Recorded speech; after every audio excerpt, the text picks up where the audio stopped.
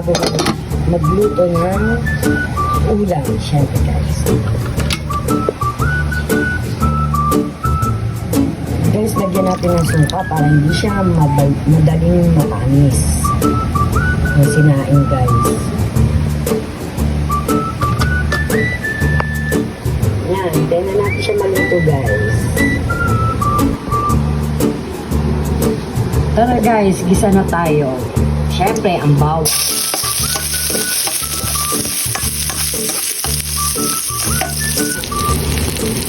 Syempre, ang sibuyas.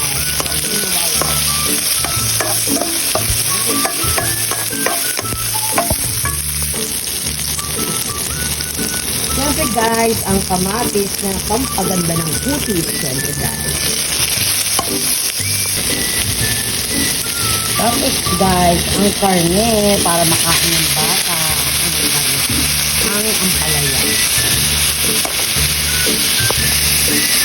Ayan guys, pinagyan ko siya ng karne para makain ng mga bata. Yan guys.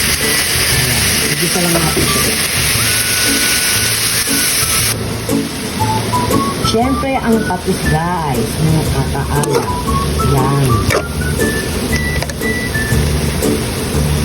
Yum, yum, yum, guys.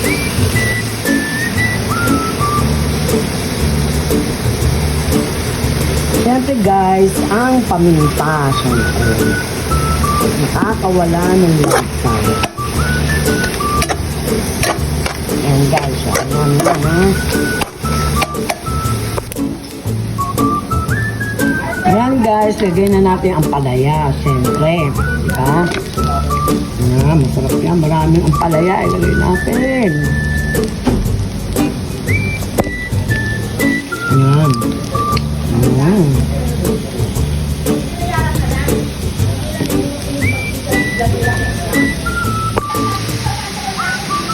Tapos guys, lagyan natin Knorr cubes. Ngayon guys, lagyan na natin siya ng itlog, siyempre. Ayan siya. Ayan. Diba? Masarap natin guys, ang palaya.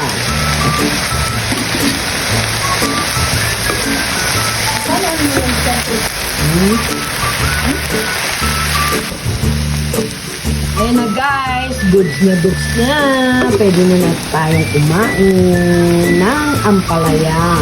Ayan guys. Kain na tayo. Thank you for watching. Thank you for watching guys. Yan na guys. Kain na. Ang palaya. Ayan. Yummy yummy.